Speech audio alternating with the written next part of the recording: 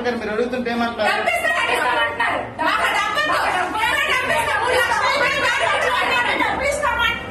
ఇస్తామంటున్నారు. జరిగిన తప్పేదో జరిగిపోయింది, నా వల్ల తప్పు జరిగిపోయింది, పోనీ అయిపోయింది, ఇక్కడ వదిలేయండి, మీకు ఏం కావాలో అనేసి నాకు అడుగుతున్నారు ఆయన. దాని డబ్బు కోసం నేను రాలేదు, నాకు జరిగిన రేపు పొద్దున్న ఇంకో బిడ్డ ఈ పరిస్థితి రాకూడదు, ఇంకో బిడ్డకి